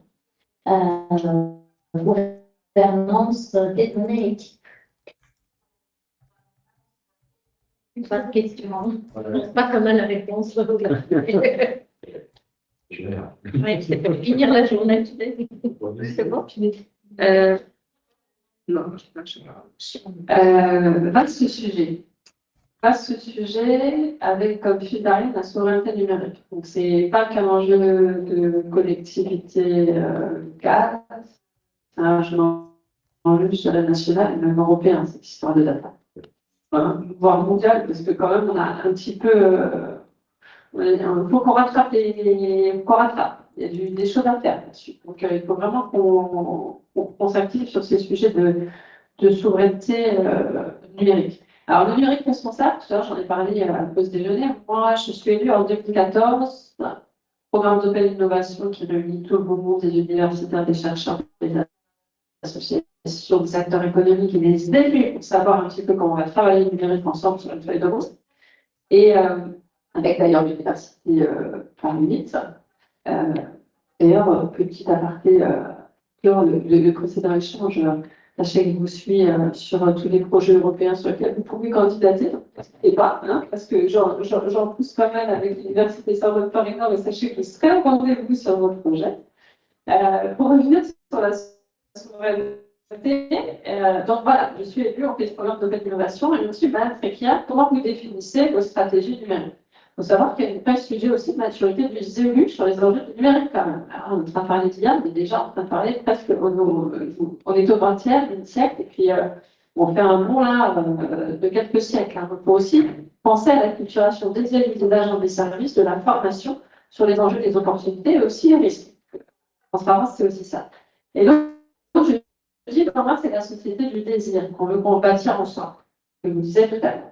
Le D de durable, un projet qui ne réfléchit pas aux impacts environnementaux, ce n'est pas un projet, impact énergétique, etc. Le E d'éthique, on donne du sens à ce qu'on fait, parce qu'on a un devoir, en tout cas, nous, en termes de collectivité territoriale, comme je disais tout à l'heure, c'est de donner du sens, mais d'être un numérique de confiance au service des citoyennes et des citoyens, et en toute transparence.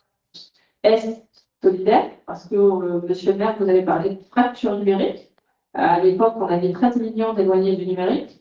Aujourd'hui, on en a près de 19 millions. Ça veut dire que la tâche est longue, la tâche sera longue, et il va falloir continuer à travailler sur ces sujets, parce qu'il n'y aura pas d'IA, de projets structurants d'intelligence artificielle, sans inclusivité. Ça, c'est pour glisser mon I de désir. L'inclusivité, c'est la fracture numérique, mais c'est aussi la lutte contre toutes les discriminations. Et je me suis amusée avec une IA, puisqu'on a parlé d'IA générative, je lui ai demandé, fais-moi un panorama de 10 femmes de 50 ans. J'ai eu une surprise, je vous invite à le faire. Vous allez avoir une surprise. Alors, ça a peut-être évolué, mais c'était 10 femmes blanches avec la coupe au carré, il n'y avait pas d'asiatique, il n'y avait pas d'africaine, il n'y avait pas de Moyen-Orient, et elles étaient toutes pratiquement blondes ou cheveux gris, avec les yeux bleus. Donc voilà, les biais, etc. L'inclusivité, c'est aussi ça. Et le R de responsable. Et dans responsable, je ne mets pas uniquement l'environnement, mais je mets aussi la cybersécurité, le RGPD et d'autres sujets. Donc ça veut dire que la data, elle est hyper au centre de tout ce qu'on est en train de dire, au centre d'une vraie stratégie de développement numérique. Ça veut dire aussi que la première étape pour une collectivité, vous vous rappelez tout à l'heure, vous avez dit que 90% c'est des petites collectivités. Ça ne veut pas dire qu'elles ne sont pas données, elles n'ont pas des fichiers Excel qui se promènent, la com, les RP, etc. Ça veut dire que déjà, il faut prendre une conscience de la richesse de son patrimoine informationnel en termes d'usage et de services. C'est la première étape. Et ça, il y a encore du chemin à faire sur les 90%. Ça veut dire que, attention, le discours, c'est pas de dire c'est pas bien, ce qu'ils ont fait. C'est qu'il faut avoir des moyens pour ça. Il faut avoir de la ressource pour ça. Ça se construit étape par étape. Et aujourd'hui, il faut qu'on continue à travailler sur cet aspect de mutualisation pour pouvoir apporter des réponses claires, des offres, commandes publiques, etc. On a encore tout un champ, tout ça parce que je suis VP de GP Maximilien, qui est la première plateforme francilienne de la commande publique. Et donc, on travaille sur la transformation numérique des acheteurs. On travaille aussi sur de dire qu'un achat responsable, la loi JL qu'on connaît tous, l'achat responsable, c'est aussi un achat numérique, c'est aussi un achat cyber. Donc, il est un achat, ce que j'appelle moi cyber-réglementaire, et RGPD by design. Donc ça, c'est pour dire que les maires, ils ont quand même ces leviers pour participer à cette souveraineté numérique. Donc, sur cette partie IA données, on prenne tous conscience qu'il y a encore tout un pan de patrimoine informationnel en termes de données au sein des collectivités qui demeure inconnu. Alors moi, je ne parle pas de pleine commune, là. Pleine commune, c'est, entre guillemets, une structure assez conséquente, même si dans les villes, il y a une ville qui s'appelle Saint-Denis, qui a moins de 10 000 habitants, Saint-Denis, 120 000, qui est le poumon du territoire, et puis il y a par exemple 55 000. Première étape qu'on a réussi à mener avec un travail de longue haleine, ça a été de créer un observatoire de la donnée publique. Quel est mon patrimoine informationnel? Quel est mon capital? Parce que c'est aussi un actif, la data, pour un décideur public. Donc, déjà, prendre conscience de tout ça et après se dire, on a un investissement qui n'est pas des moindres quand on fait un projet numérique au sens large, et aussi un projet IA, parce que c'est des projets qui sont quand même assez longs en termes de récolte de données. On n'a pas de passif de récolte de données de Google, pour être réaliste, ils sont sur des dizaines d'années. Et l'idée, c'est de se dire comment je colle mes besoins fonctionnels et mon analyse, ma fameuse question des déchets qui sont ma compétence, comment je fais pour la traiter avec ce que j'ai disponible en termes de data. Ça va être aussi pour les stratégies d'éclairage. On voit bien aujourd'hui qu'il y a des grands projets, et je parle de dizaines de millions d'euros, je pense à Angers, je pense à Dijon, on fait des des projets assez conséquents autour de la gestion de l'éclairage des villes. Ça aussi, l'émanence de centres de supervision, de la vidéoprotection, les capteurs, pas de numérique, pour pas les citer, qui ont un très beau projet de capteur. Donc en fait, tout ça, c'est prendre conscience de ce que je peux exploiter avant de m'engager dans un gros projet qui est coûteux, et après, c'est est-ce que je peux le mutualiser?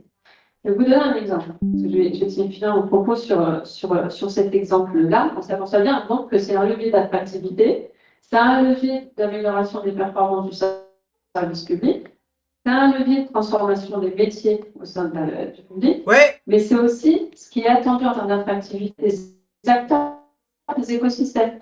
Vous avez un secteur aujourd'hui en France qui est un des plus grands secteurs économiques, qui est le BTP. On a vu qu'il y a des lois qui sont sorties, qui sont des lois de réemploi.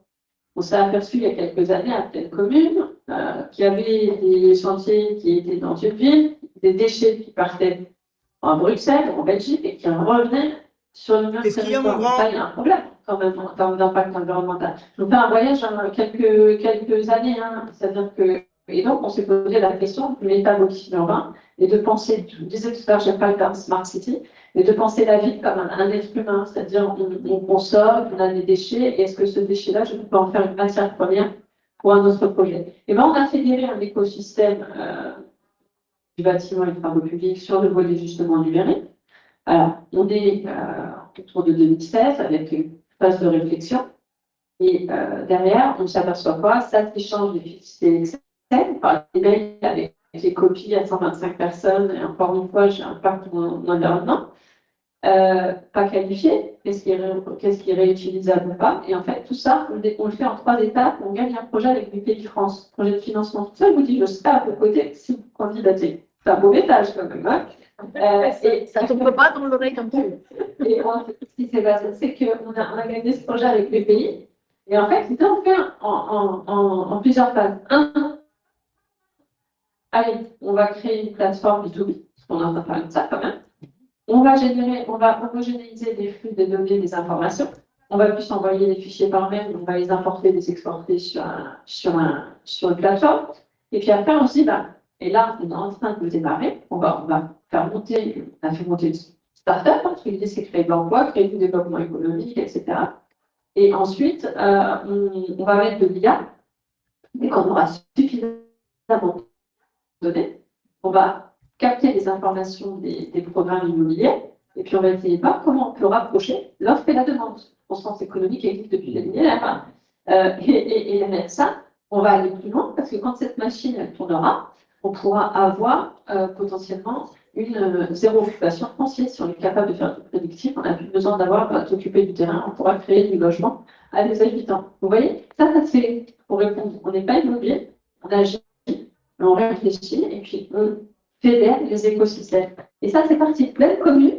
Et derrière ça, on reçoit un coup de fil de l'EPTS ensemble, on reçoit un coup de fil de la mairie de Paris qui dit c'est quand même bien ce que vous faites. Et puis, en plus, on sait que vous voulez mutualiser parce que c'est des projets qui sont coûteux. Et après, on a la MGP et la MGP qui vient avec nous. Et on arrive à créer un écosystème, des agents qui travaillent ensemble. Donc, il n'y a plus de silo parce qu'on a des experts métiers, on a des AMOA, on a des spécialistes du BTP. Et on avance comme ça de manière progressive en se disant, on fait un POC, on refait les mêmes méthodes, quelque part dupliquées, on fait un POC, on regarde ce qui fonctionne, on s'améliore, etc., etc. Donc ça, c'est concrètement ce qu'on peut faire à l'échelle d'un territoire. Donc ça prend du temps, mais il faut aussi qu'on prenne le temps de faire ça. Et un dernier exemple qui va être beaucoup plus rapide, c'est IDF, haute résolution. On prend des photos de notre territoire à l'échelle de la région Île-de-France, on fait pour commun sur les investissements. Chaque territoire apporte à l'enveloppe budgétaire.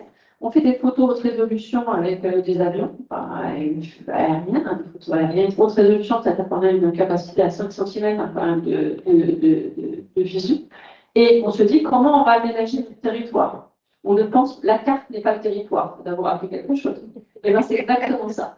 La carte n'est pas le territoire. Donc en fait, on essaie de penser le globalisme, le futur, l'architecture, à l'échelle de l'Île-de-France en mutualisant les besoins et les moyens. Et conclusion, on y arrive, on est en cours de le faire. La MOA est portée par la région. Chaque territoire concerne pratiquement le territoire de l'Île-de-France, comme j'ai pu l'évoquer. Mais tout ça, derrière, il y a l'intelligence artificielle qui va nous aider à analyser toutes ces données géolocalisées qui vont être récoltées et stockées et partagées. Donc ça apporte aussi la souveraineté numérique, la récolte de la donnée, la gouvernance de la donnée, les modèles économiques et surtout le partage de la donnée. Et il y a des chartes et de l'éthique et de la responsabilité. Voilà, c'est 2 exemples. Puis pour vous dire qu'en fait, l'enjeu, il est tout simple. Il est de bâtir, on a parlé d'intelligence artificielle, mais l'enjeu, il est de bâtir ensemble une intelligence territoriale au service des citoyennes et des citoyens, avec tout, en gardant notre ADN avec nos valeurs pour nos services publics. Voilà un petit peu l'idée. Eh bien, vous avez fait une très belle conclusion. Oui. Donc, super. On n'a pas besoin de faire la conclusion. Est-ce qu'il y a... Non, mais c'est génial, ça. Est-ce que vous voulez compléter ou, Voilà, est-ce que quelqu'un peut... Parce que, effectivement. Peut-être... non. Bon, ben, donc on peut vous remercier voilà, des témoignages, des idées, de votre énergie et dynamisme, parce que ça nous encourage aussi de poursuivre des recherches avec des acteurs autonomes, justement, parce que l'on sait que voilà, ce sont des belles perspectives, en tout cas, qu'on a pour les années à venir. Merci beaucoup à tous les trois. Monsieur le maire, il nous a envoyé un petit message. Ouais, je pense qu'il me semble-t-il. Donc, merci pour cette belle journée. Juste en quelques mots, peut-être, ce qu'on envisage de faire par la suite. Donc, c'était la 12e journée qu'on a organisée, comme je l'ai évoqué en introduction. Il y a une 3e qui est prévue sans doute l'année prochaine avec mes camarades et collègues de l'autre côté de la France, plus dans le sud. On vous tiendra informé, évidemment, autour du sujet et de la problématique. Les personnes en distanciel aussi, merci de nous laisser vos coordonnées, mail, comme ça on va également vous communiquer ces informations-là.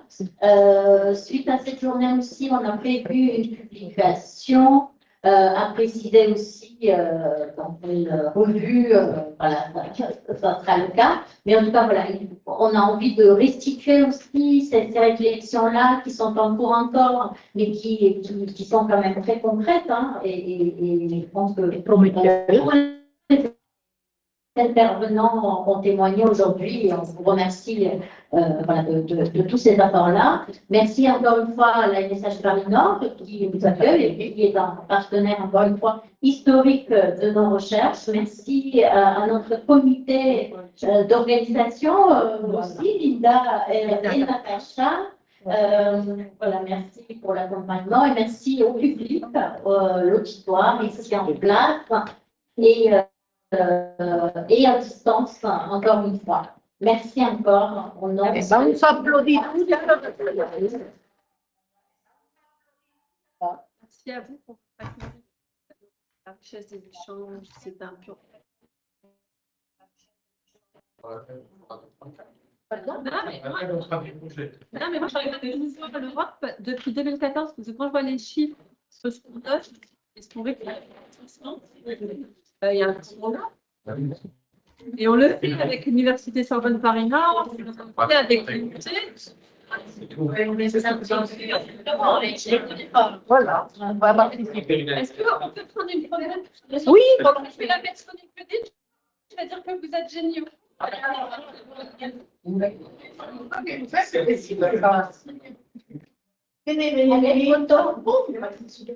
Donc, on trouve un photographe. Qui est le photographe? Parce qu'il va se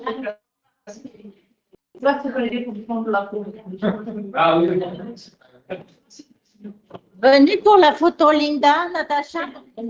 Ah, mais ça, c'est bien. Allez, Natacha, venez. Elles vous ont pas plu, ça tout à l'heure. Non, vous n'étiez pas dessus. Vous avez vu comment je me rattrape hein? Mais non, venez. Luca, la grande, tous. Ben oui, venez tous. Les petits devant. Papa.